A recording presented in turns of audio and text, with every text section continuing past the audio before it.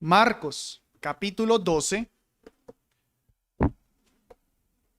versículos del 1 al 12. Marcos, capítulo 12, versos del 1 al 12, dice la palabra del Señor. Y comenzó a hablarles en parábolas. Un hombre plantó una viña y la cercó con un vallado, y cavó un lagar y edificó una torre y la arrendó a unos labradores y partió lejos. Y envió un siervo a los labradores al tiempo para que recibiera de los labradores del fruto de la viña. Pero ellos, tomándolo, lo hirieron y lo enviaron con las manos vacías. Y volvió a enviarles otro siervo, mas a este, apedreándolo, lo hirieron en la cabeza. Y lo volvieron a enviar afrentado. Y volvió a enviar a otro, y a este lo mataron, y envió a muchos otros, pero ellos golpeaban a unos y mataban a otros. Teniendo pues aún un hijo, su amado, también lo envió por último a ellos, diciendo: tendrán respeto a mi hijo. Pero aquellos labradores dijeron entre sí: este es el heredero, venid, matémosle, y la heredad será nuestra. Y prendiéndolo, lo mataron y echaron fuera de la viña. ¿Qué pues hará el señor de la viña? Vendrá y destruirá a estos labradores y dará su viña a otros. ¿Ni aún esta escritura habéis leído? La piedra que desecharon los edificadores, esta ha venido a ser cabeza del ángulo. De parte del Señor se ha hecho esto, y es cosa maravillosa a nuestros ojos. Y procuraban prenderlo, porque entendían que decía contra ellos aquella parábola, mas temían a la multitud, y dejándolo, se fueron. Esta parábola que el Señor ha contado aquí nos habla de el fracaso de la nación de Israel en darle el debido fruto a Dios y el consiguiente juicio que vino sobre ellos, siendo rechazados como el pueblo del Señor. A este punto de nuestra historia, recordemos, el Señor Jesucristo ha venido teniendo enfrentamiento tras enfrentamiento. Todo su ministerio ha sido una constante lucha contra los líderes religiosos. No porque Jesús sea un subversivo al que le gusta retar la autoridad, sino porque Él con toda autoridad ha estado poniendo en evidencia la religiosidad de los líderes espirituales, la falsa religión y sin fruto de la nación de Israel. Y estas personas, en lugar de arrepentirse, reconocer su pecado y ponerse humildes ante Dios, lo que han hecho es reaccionar con agresión al punto de haber determinado matar a Jesús. Hoy en nuestro texto es martes. Recordarán que el lunes en nuestro texto el Señor Jesucristo había hecho la purificación del templo. O sea que la enemistad se había incrementado, porque dentro de las muchas cosas que implicó la purificación del templo fue dañarles el negocio a los sacerdotes. Ya recordarán, las personas llegaban en la fiesta de la Pascua, que es el momento que está sucediendo aquí, y traían su corderito desde bien lejos para el sacrificio, lo presentaban a los sacerdotes y los sacerdotes decían: no es apto, te tocó comprarlo. Y luego iban a comprar el corderito donde gente lo vendía y una tajada iba para los sacerdotes. El negocio redondo.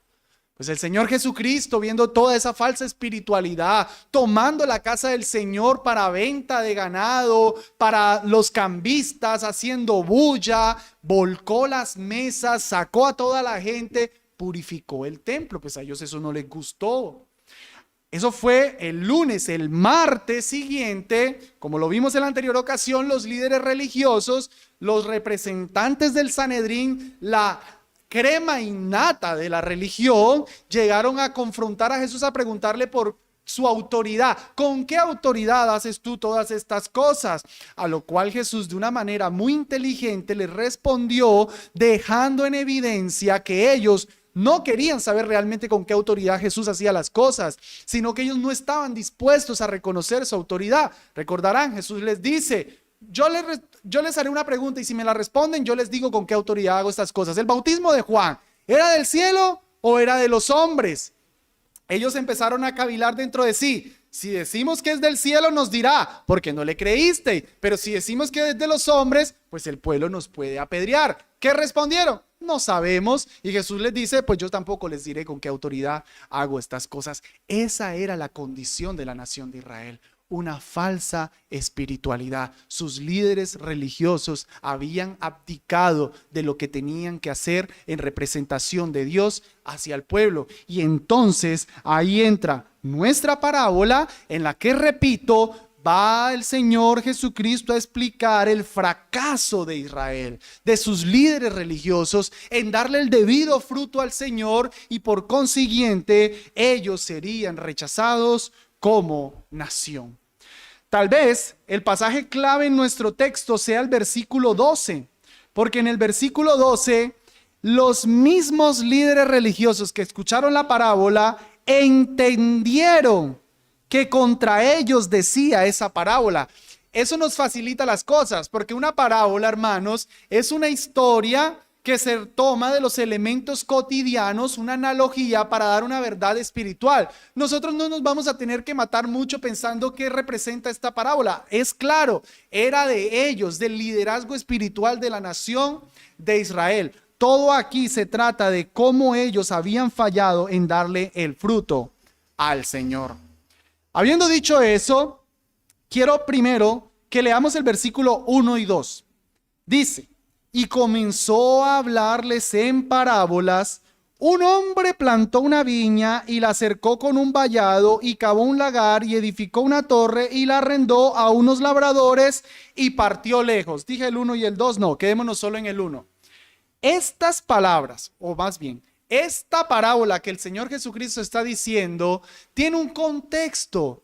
Prácticamente está repitiendo las mismas palabras de Isaías capítulo 5. Yo quiero que vayan allá en sus Biblias a Isaías capítulo 5 y vamos a notar una parábola que Isaías pronunció contra la nación de Israel, que dice prácticamente o esencialmente lo mismo de la parábola que el Señor está contando. Noten el versículo 1 de Isaías 5. Ahora cantaré por mi amado el cantar de mi amado a su viña. ¿Notan? Viña y viña. Una viña tenía mi amado en una ladera fértil, y la había cercado, y la había despedregado, y la había plantado de vides escogidas, y había edificado en medio de ella una torre, lo mismo que nuestro pasaje, y también había cavado un lagar en ella, lo mismo que nuestro pasaje, y esperaba que diera uvas, pero dio uvas silvestres. Ahora pues, habitantes de Jerusalén y varones de Judá, juzgad, os ruego, entre mí y mi viña. ¿Qué más se había de hacer a mi viña que yo no haya hecho en ella? ¿Cómo esperando yo que diera uvas, ha dado uvas silvestres? Ahora pues, os mostraré lo que yo haré a mi viña. Le quitaré el vallado y vendrá a ser consumida. Aportillaré su cerca y vendrá a ser hollada, y la dejaré desierta. No será podada ni cavada, y crecerán cardos y espinos, y a las nubes mandaré que no derramen lluvia sobre ella. Ciertamente la viña de Jehová de los ejércitos es la casa de Israel, y los hombres de Judá son su planta deliciosa. Y él esperaba juicio, y he aquí iniquidad, justicia, y he aquí clamor. Es el mismo espíritu de la parábola de Marcos 12. Pero lo interesante de aquí, en Isaías 5, es que nos deja más claramente que la viña es la nación de Israel, como lo dice en el versículo 7. Esa viña a la que el Señor Jesucristo está haciendo referencia en Marcos 12 es la nación de Israel, que el Señor plantó, la equipó, esperaba fruto, pero como diría en Isaías 5, no dio el debido fruto. ¿Y qué hizo el Señor? Pues entonces destruir esa viña. Ese es el contexto o lo que está de fondo en nuestro pasaje. En aquel momento, cuando Isaías predicó esas palabras, el juicio vino cuando la nación babilónica, el imperio babilónico, los deportó Ahora en el tiempo de Cristo, pese a que Dios en su misericordia los había hecho volver a la nación, ellos parece ser no aprendieron la lección. No aprendieron la lección y nuevamente les va a venir un juicio. Así que, hermanos, vamos a empezar analizando nuestra parábola por medio de 3 encabezados. En primer lugar, vamos a ver el establecimiento de Dios de la nación de Israel. Otra vez el versículo 1 de nuestro texto de Marcos. Y comenzó a esos líderes a hablarles en parábolas. Un hombre plantó una viña y la cercó con un vallado y cavó un lagar y edificó una torre y arrendó a unos labradores y partió lejos. El acto de plantar una viña nos deja ver a Dios como el dueño de la viña, y la plantación es la creación de la nación de Israel, que podemos decir empieza desde Abraham. La nación como nación empieza desde Abraham. Pero pudiéramos decir que no es sino hasta la conquista y el establecimiento de la monarquía que la nación fue debidamente equiparada con todos los verbos que aquí aparecen: cercar un vallado, cavar un lagar, edificar una torre. Todo eso eran elementos que en la época hacían que una viña estuviera debidamente equipada. No era simplemente que plantó una viña y la dejó sin cerco a expensas de los animales. O no fue que plantó una viña y no le edificó una torre donde una persona se podía recibir sombra y vigilar. No, le dio todo lo necesario. El punto entonces es que el Señor plantó la nación de Israel y le dio todo para que la nación de Israel le diera su debido fruto. Ahora termina diciendo que la arrendó a unos labradores. ¿Quiénes son esos labradores? Pues los labradores son los líderes religiosos de la nación. Se pudiera decir, debo precisar, se pudiera decir que los labradores serían todas las personas, pero no obstante la Escritura reconoce un papel particular que tiene el liderazgo religioso en dirigir al pueblo de Israel a darle el debido fruto. Para comprobar eso quiero leer un par de textos que nos muestran a la nación de Israel en representación de sus liderazgos. Josué capítulo 8 versículo 33 dice: y todo Israel con sus ancianos, oficiales y jueces estaba a pie a uno y al otro lado de la arca en presencia de los sacerdotes levitas que llevaban el arca del pacto de Jehová. ¿Notan? Israel, sus ancianos, todo su liderazgo. Primer libro de Reyes 8:1, que aquí ya hay un rey, es Salomón. Dice: entonces Salomón reunió ante sí en Jerusalén a los ancianos de Israel, a todos los jefes de la tribu y a los principales de la familia de los hijos de Israel. ¿Notan? Un rey reuniendo al pueblo, pero lo reúne en el liderazgo. Tenemos también los ejemplos de Esdras, de Nehemías, de Zorobabel, todos ellos sacerdotes, gobernadores. Dios siempre tratando con su nación, pero tratando con la nación a través de la guía de los líderes religiosos. Ahora, hermanos, a esos líderes religiosos entonces como que Dios les da la viña. Otra vez a toda la nación, pero de manera particular a los líderes. Ellos son los labradores, los que le deben dar el fruto. Él se va lejos, como dice la parábola, con lo cual se entiende, espera un tiempo y ya como aparece en el versículo 2, va a venir a recoger su fruto. Y eso nos lleva a nuestro segundo encabezado: la búsqueda de Dios de fruto en la nación de Israel. Versículo 2. Y envió un siervo a los labradores al tiempo para que recibiera de los labradores del fruto de su viña. Cuando dice al tiempo, entonces entendemos ese momento en el que Dios dice: ok, yo ya les di todo, yo ya los equipé bien, venga a ver mi fruto, venga a ver una vida que me glorifique, venga a ver una vida de obediencia a mí, venga a ver una vida de gratitud, de culto solamente a mí, no a los dioses falsos. Pero ¿qué hicieron estos con el siervo que claramente representa a la época de los profetas? Lo afrentaron y lo mandaron con las manos vacías. Versículo 3. Pero ellos, tomándolo, lo hirieron y lo enviaron con las manos vacías. Hermanos, ellos no están simplemente menospreciando al siervo, si el siervo viene en representación del dueño de la viña, este acto es un acto contra el dueño de la viña. Este siervo representa a los profetas, que fueron hombres enviados de Dios, que hablaban en nombre de Dios y exhortaban a la nación de Israel: dad el debido fruto a Dios, dejad la falsa adoración, dejad la vida de ingratitud, dejad el pecado, vivan para la gloria del Señor. ¿Y qué hacía la nación de Israel con los profetas? Los afrentaban. Entonces no estaban afrentando al profeta, estaban afrentando a Dios. Desde el versículo 3 en adelante, todo es una descripción de lo que con uno y otro profeta hicieron. Otra vez el 3, pero ellos, tomándolo, lo hirieron y lo enviaron con las manos vacías. Y volvió a enviarles otro siervo, mas a este, apedreándolo, lo hirieron en la cabeza y lo volvieron a enviar afrentado. Y volvió a enviar a otro, y a este lo mataron, y envió a muchos otros, pero ellos golpeaban a unos y mataban a otros. Eso fue lo que hizo la nación de Israel. Dios enviando profetas, y ellos, en lugar de arrepentirse, afrontando a los profetas y con eso a Dios. Pero hermanos, a ver, si tú tuvieras una finquita, tú tienes tu parcelita, la arriendas y mandas a buscarlo de tu arriendo, mandas a alguien, un mototaxi: haz un favor y ve y búscame una platica que me deben allá, y golpean a esa persona, ¿tú qué harías? Yo te voy a decir lo que seguramente haces: te vas a la policía o agarras algo y tú te vas a enfrentar a sacar a esa gente de allá, ¿no? Pero ¿qué hacía el dueño de la viña? Mandaba a otro. Y se lo afrentaron. Uno diría: no, ya, ahora sí, se le fue con toda. No, mandaba a otro, y mandaba a otro, y mandaba a otro. ¿Qué nos deja ver eso del carácter de Dios? Su paciencia, su misericordia.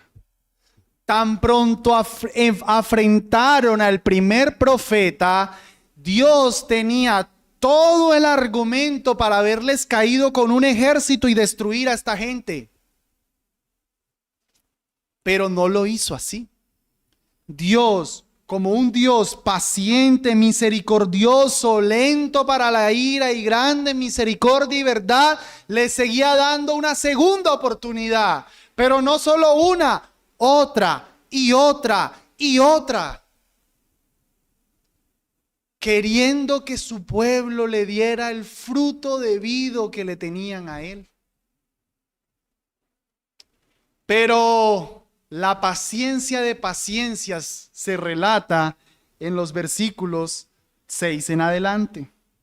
Teniendo pues aún un hijo, su amado, también lo envió por último a ellos, diciendo: tendrán respeto a mi hijo. Amados, tú y yo jamás haríamos esto. Jamás. No, ya llevan golpeándome a 10 mensajeros, voy a mandarle a mi hijo, que seguro a mi hijo no me le van a hacer nada. Hermanos, eso nos deja ver la compasión del Señor de enviar a su Hijo Jesucristo para llamar al arrepentimiento a un pueblo pecador. Y amada iglesia del Señor, yo no quisiera que tú estuvieras pensando solamente en la nación de Israel. Aquí no estamos hablando lo que pasó con una nación y que tú pienses: oh, terrible es Israel, qué pueblo tan duro de cerviz. No, querido amigo, no, querido hermano, eso es lo que hoy el Señor sigue haciendo. Enviando predicadores, enviando personas a que te llamen a darle el debido fruto al Señor.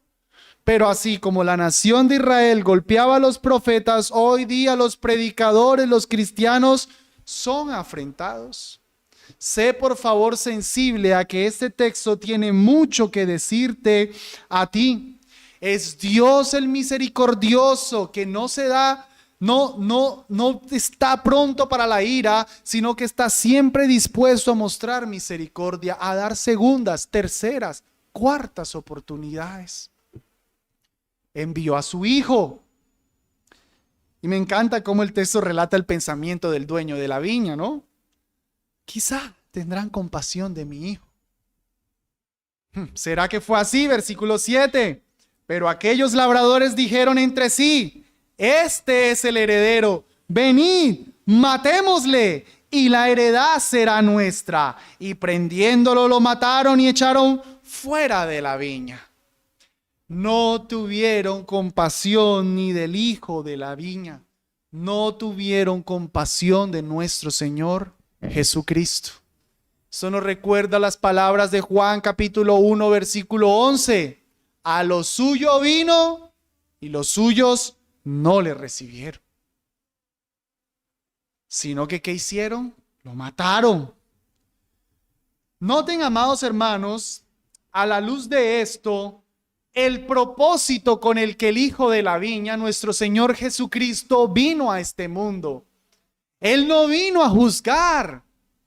Él no vino como el representante, el dueño de la casa. Ahora sí voy a hacer respetar los derechos de mi padre y les voy a caer con toda esta gente. No. Vino a perdonar, a salvar. Recuerda las palabras de Juan 3:16. De tal manera amó Dios al mundo que ha dado a su Hijo unigénito, para que todo aquel que en él cree no se pierda, mas tenga vida eterna. Porque no envió Dios a su Hijo al mundo para condenar al mundo, sino para que el mundo sea salvo por él. El Hijo no vino a condenar, el Hijo vino a salvar. Predicamos a Cristo, no para predicar, te vas a condenar. Mira que Cristo vino y te va a condenar. Predicamos a Cristo para decir, mira, te vas a condenar y Él te vino a salvar. Cristo vino al mundo a salvar, pero estos labradores lo quisieron matar para quedarse con la viña. Hermanos, eso nos deja ver cómo las personas quieren perseverar en su pecado. Aquí en la historia, los líderes religiosos sabían de su falsa espiritualidad. Ellos sabían que no estaban haciendo lo correcto. Jesús les está diciendo que tienen una falsa espiritualidad, pero ellos quieren conservarla. Y para conservar su falsa espiritualidad, deciden matar a Jesús. Eso es lo que pasa exactamente hoy día. Por eso digo que eso no es algo solo de la nación de Israel. Muchos hoy serían felices que Dios no existiera para poder pecar en lo que quieren. Que Dios no exista para que mis papás no sean cristianos y no me tengan que llevar a la iglesia y así yo pueda hacer lo que se me venga en gana los domingos. Eres exactamente que los líderes religiosos, queriendo matar a Jesús, aniquilar a Jesús de la escena para quedarte con tu viña de pecado, con la viña de falsa religiosidad, de una vida ajena a Dios, de una vida que no da el fruto a Dios, pero Dios reclama el fruto y como no te agrada, quisieras quitar a Jesús de la escena. Es exactamente el mismo problema que vivimos hoy, queriendo eliminar a Jesús para quedarnos con nuestra propia viña. Pero en esas palabras que Jesús dice, también nos admiramos de la predicción que Él está haciendo.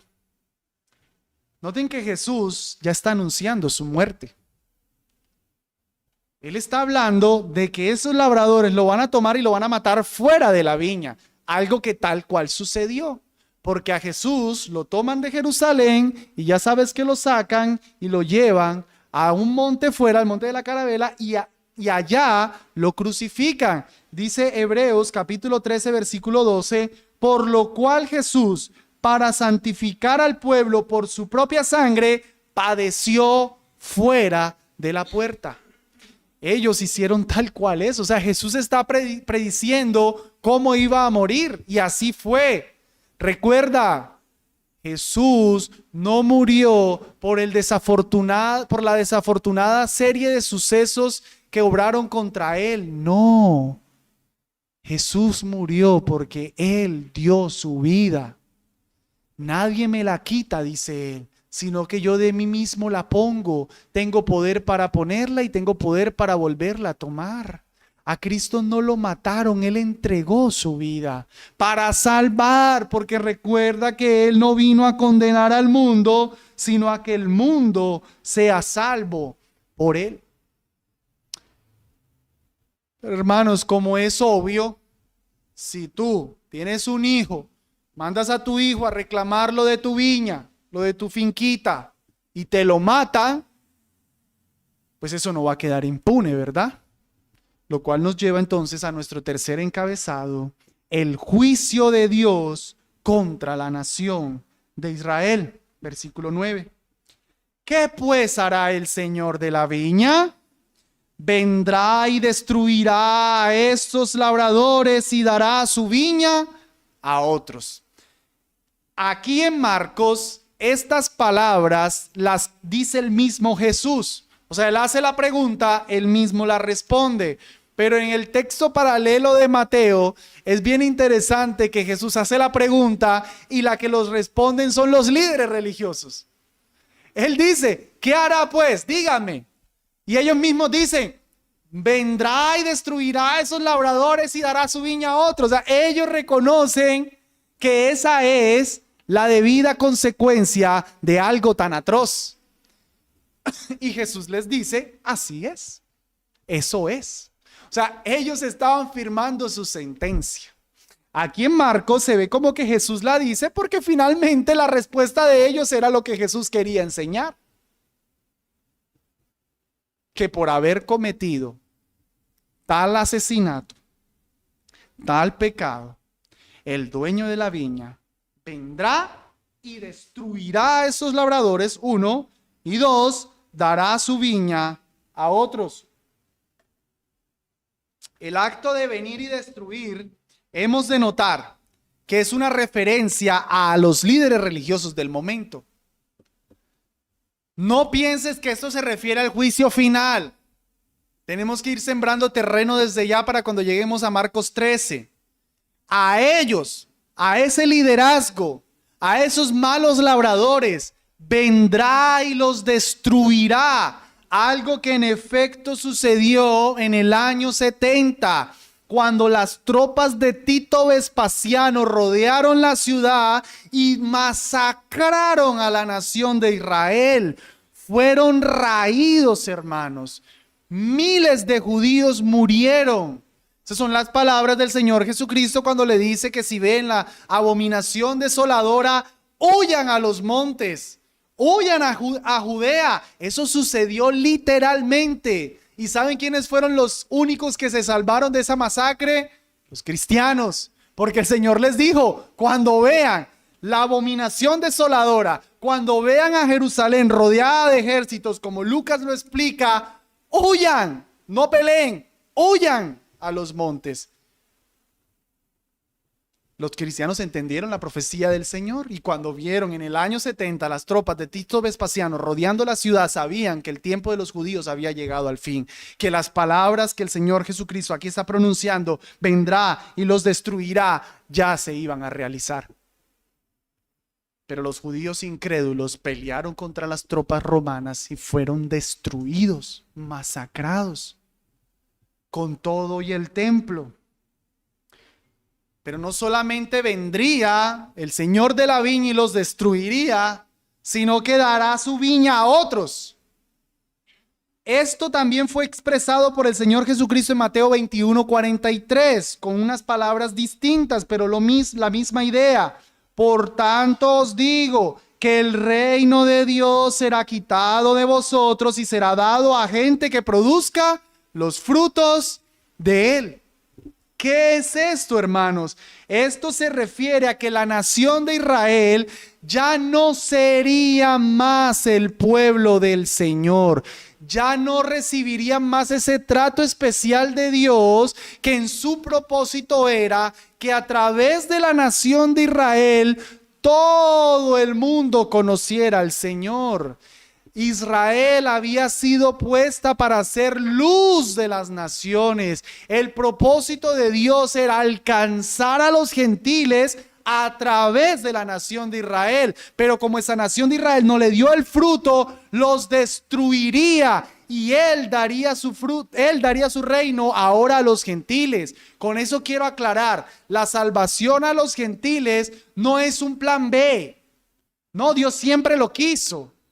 No podemos decir, gracias por el endurecimiento porque por eso ahora somos salvos. No, Dios siempre quiso la salvación de los gentiles. Recordarás a Ruth, cómo entra dentro de la genealogía del Señor Jesucristo, una moabita. Recordarás a Rahab, la ramera, cómo entra dentro del pueblo del Señor, siendo una mujer pagana. Dios siempre quiso la salvación de los gentiles. Pero ya que este pueblo no le dio el fruto, el Señor los destruiría y dará su reino a otra gente. No dice el texto, y reemplazará ese pueblo con otro pueblo. No, la iglesia no reemplaza a la nación de Israel. Nuestros hermanos dispensacionalistas dicen que nosotros creemos la teología del reemplazo, que la iglesia reemplaza a Israel. No, la iglesia es el Israel de Dios. Dios siempre ha tenido un pueblo. Ese pueblo bajo el antiguo pacto era la nación de Israel, que era el pueblo típico. Pero venido Cristo y esta transferencia del reino, ahora el reino llegó a su evolución, un reino espiritual, ya no consignado en una región en Medio Oriente, sino ahora de carácter universal, ya no físico, ahora de carácter espiritual. Por eso nosotros no andamos mirando hacia la nación de Israel y esperando, ay, mira, Palestina lanzó un cohete, es que la venida del Señor va a venir. No, miramos a la iglesia, el pueblo del Señor. El reloj profético del Señor es la iglesia, no la nación étnica, física que tenemos allá, que coges un avión y viajas. Ese no es el pueblo del Señor. El pueblo del Señor es la iglesia. En el año 70 la nación de Israel en efecto fue destruida y se le destruyeron todo su historial genealógico. Ellos ya no pueden volver a construir el templo, no pueden tener más sacerdocio, porque para tener un sacerdocio tiene que ser de la tribu de Leví, y esos documentos se destruyeron. Ellos no pueden volver a construir el templo y tener sacerdocio. El arca desapareció. No tienen arca. Sí, que hay unos proyectos del tercer templo, eso es cuento. El tercer templo se está levantando, que es la iglesia. Este es el tercer templo. No tenemos que mirar allá y que se quite la cúpula de la roca para que se construya el tercer templo. No, el tercer templo ya empezó a construirse. Es la iglesia, porque la nación de Israel fue desechada y el Señor dictó aquí su sentencia. Noten cómo los apóstoles judíos en el primer siglo entendieron esto. Hechos capítulo 13 versículo 44.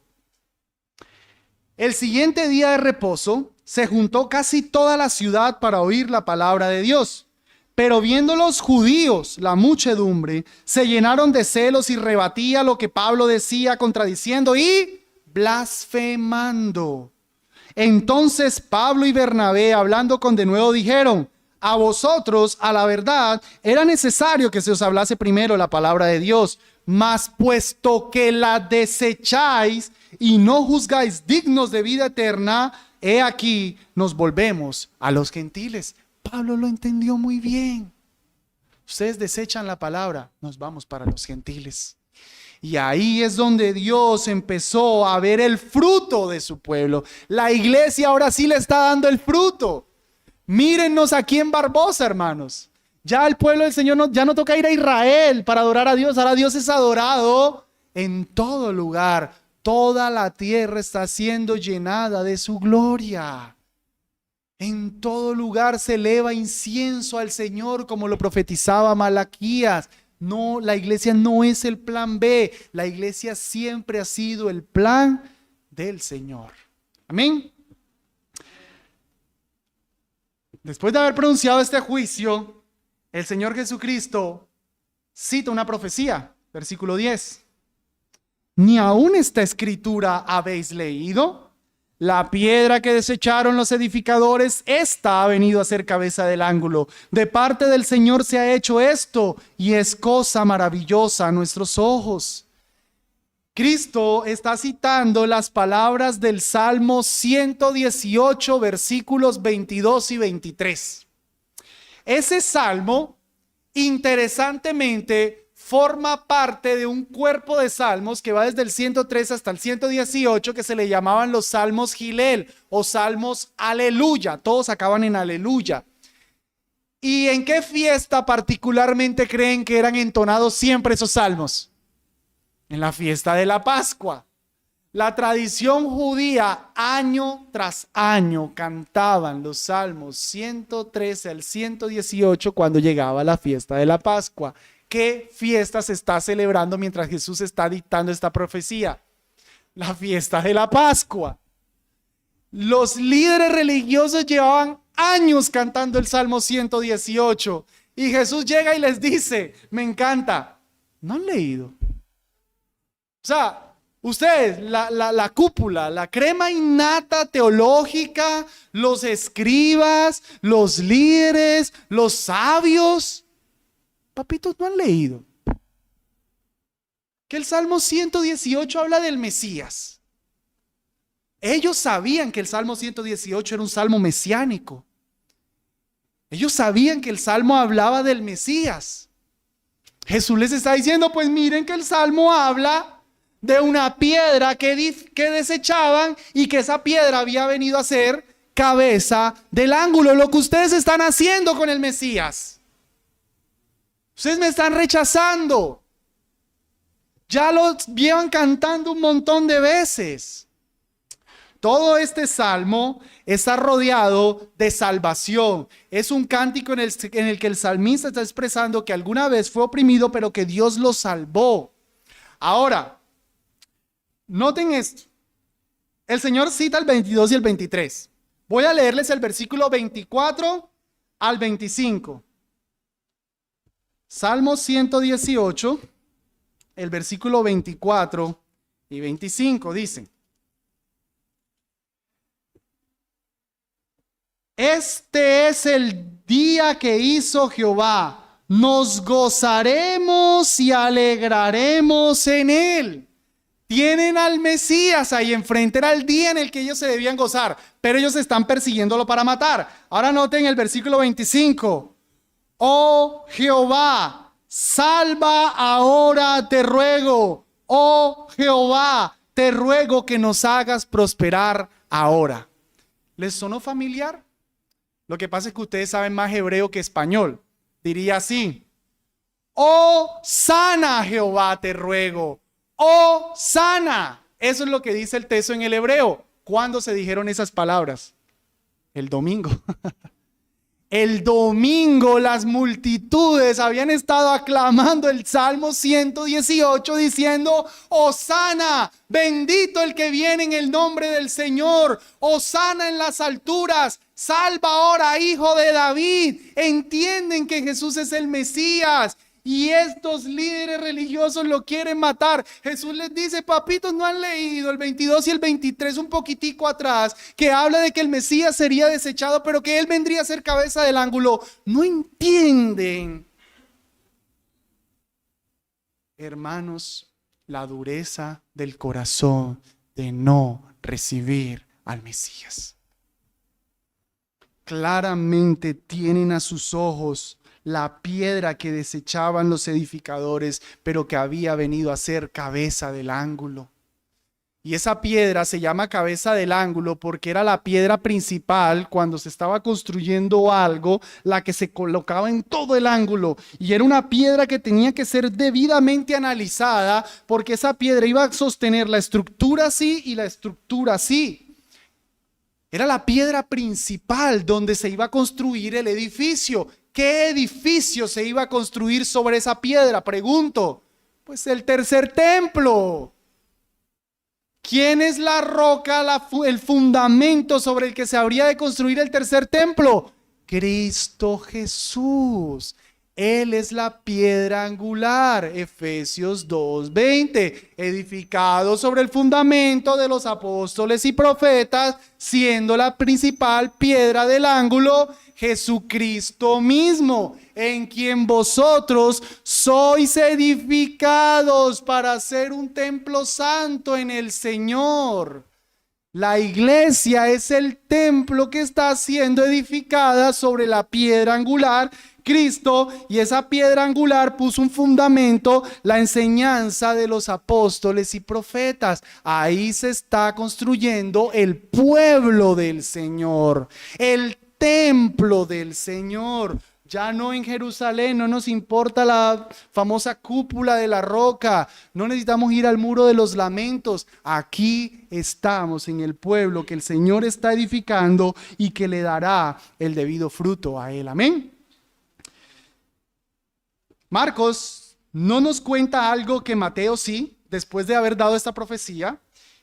En Mateo 21:44 dice: el que cayere sobre esta piedra será quebrantado, y sobre quien ella cayere le desmenuzará nuevamente el juicio que vendría sobre la nación de Israel. Ellos le cayeron a la piedra. Cristo dice, sobre quien caiga esta piedra le va a desmenuzar. Y eso fue literalmente, fueron desmenuzados en el año 70, porque no le dieron el fruto a Dios. El versículo 12 termina sencillamente confirmando la dureza del corazón, las palabras del Señor. Versículo 12. Y procuraban prenderlo, porque entendían que decía contra ellos aquella parábola, mas temían a la multitud y dejándolo se fueron. Hermanos, por favor noten esto. Entendieron lo que yo me he gastado aquí una hora predicando. Ellos lo entendieron. No fue que no, pastores, que de pronto eso de Hosana, ellos no entendieron bien. El Salmo 118 no lo dice tan... No, ellos lo entendieron. ¿Pero qué decidieron hacer? Cumplir lo que el Señor dijo, me van a matar. Qué dureza del corazón. Qué dureza del corazón de este liderazgo religioso de toda la nación de Israel. Por ellos lo mataban ahí mismo para quedarse con la viña. Recuerden que la idea es quedarse con su pecado. Pero no lo hicieron, dice el texto, porque le temían al pueblo, le temían a la multitud. ¿El qué dirán? No estaban pensando en la gloria del Señor. No dice, no lo prendieron porque querían revisar las escrituras.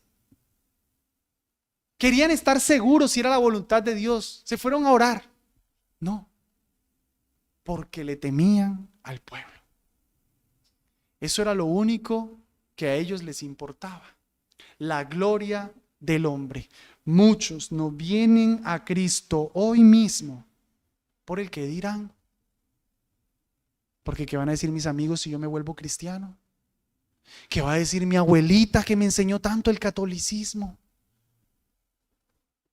Yo que desde niño cargué muñecos,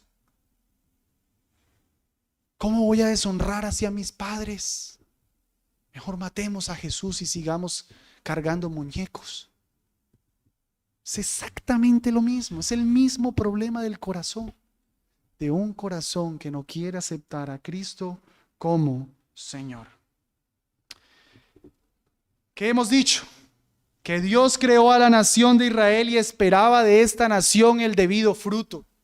Dios dotó a la nación de Israel con todo lo necesario para que le dieran el fruto, una vida de obediencia y de gloria a su nombre. Pero la nación no lo estaba haciendo y Dios, por tanto, en su paciencia y misericordia les enviaba profeta tras profeta para llamarlos al arrepentimiento. Pero ellos siempre se renegaban y terminaban incluso matando a los profetas. El Señor, tan paciente, envió a su Hijo Jesucristo, quien vino a este mundo a morir por nuestros pecados, para que le demos el debido fruto al Señor. Y Él no se quedó en la tumba, sino que Él se levantó en el tercer día. Y Él vino en efecto en el año 70 y juzgó a toda la nación que lo había rechazado. Y Cristo Jesús hoy ha establecido un pueblo, la iglesia, que le está dando el fruto que Él quiere y que llama hoy a todos a que se arrepientan y vengan a ser parte de su pueblo para darle el debido fruto al Señor. Mi amado, la iglesia es el único lugar en el que si estás dentro de la voluntad del Señor. El lugar en el que Dios recibe el fruto que quiere, lo tienes solamente en la iglesia, en una iglesia local, bíblica como esta. Pero no te confundas, pensarás, no, pues yo no soy judío, Dios no me reclama fruto, yo no soy cristiano, Dios no me reclama fruto. Error. Si Él te creó y te creó, Él espera de ti que vivas para su gloria.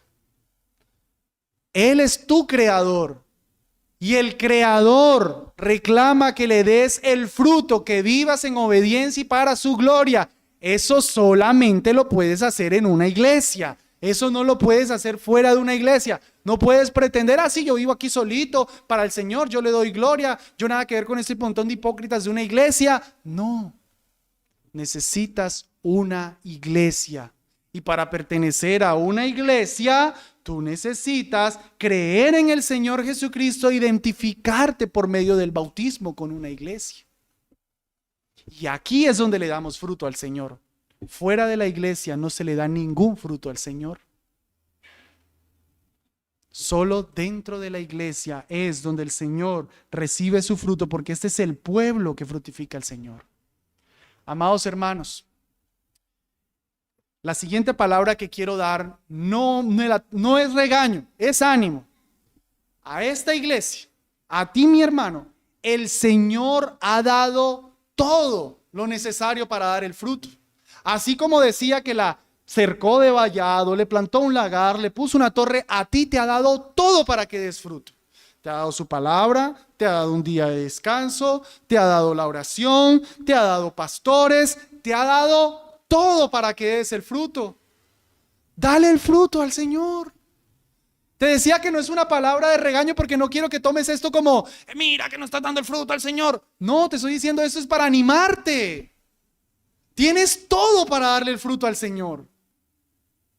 Él está interesado en que tú le des el fruto. Él te ha dado todo. Él no te llamó a ser su hijo y te dejó a expensas en tu propia voluntad, en tus propias capacidades. No, nos ha dado todo para que le demos la gloria a Él. Qué lindo es el Señor. Nos ha dado su espíritu que nos redarguye de pecado, que nos guía. Nos ha dado todo para que vivamos para la gloria de Él.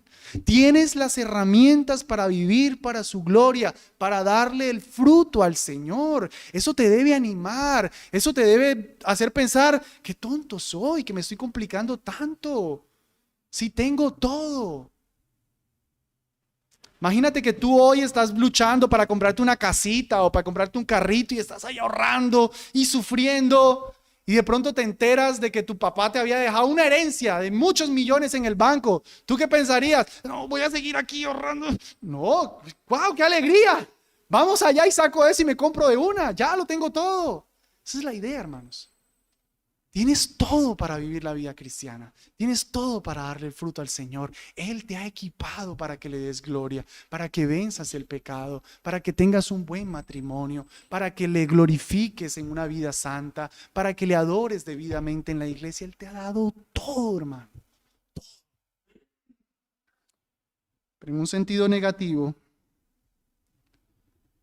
te preguntaría, si Dios viniera hoy mismo, hoy,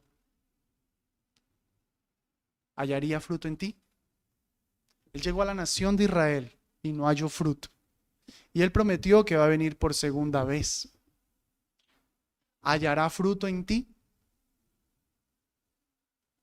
¿Qué va a encontrar el Señor? ¿Será que va a encontrar una falsa religión? ¿Una falsa espiritualidad? Mi hermano, así sea poquito fruto.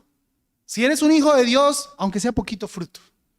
Yo estoy pensando en aquellos que no son cristianos, en aquellos que no han entregado su vida a Él.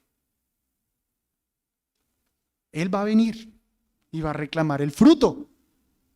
Te va a poner a cuentas contigo. Te va a decir, algún día te mandé a Jeffrey y te prediqué la parábola de los labradores y te dije que me dieras el fruto ese día. Te dije que te rindieras a mi voluntad ese día y que vivieras para mi gloria. ¿Qué le vas a decir al Señor? ¿Acaso tendrá Él que venir y destruirte por tu falsa espiritualidad? Recuerda, Él te creó. Si Él te creó, le perteneces. Y si le perteneces, Él reclama de ti el debido fruto. No rechaces más a Cristo. Eso fue lo que hicieron los líderes religiosos. No le digas más no a Jesús.